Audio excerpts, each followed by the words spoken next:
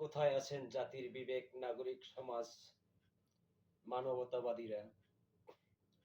আজ মানবতার কাছে, জাতির বিবেকের কাছে, সুশীল সমাজের কাছে প্রশ্ন। আওয়ামী লীগ স্বৈরাচার হয়েছে, মিথ্যা মামলা দিয়েছে। আওয়ামী লীগ স্বৈরাচার হয়েছে, ব্যবসায়ী সিন্ডিকেট ভাঙতে পারেনি। আওয়ামী লীগ স্বৈরাচার হয়েছে, অন্য দলকে রাজনৈতিক সমাবেশ করতে দেয়নি।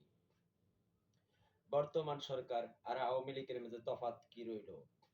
বর্তমান সরকারের আমলে কি মিথ্যা মামলা হচ্ছে না?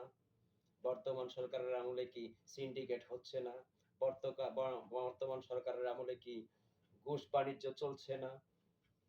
আওয়ামী লীগের আমলে যা হয়েছিল বর্তমানের সরকারের আমলে সেম ভাবে চলতেছে। তাইলে আওয়ামী লীগ স্বৈরাচার হলো আর আপনারা হলেন আলেম কিভাবে?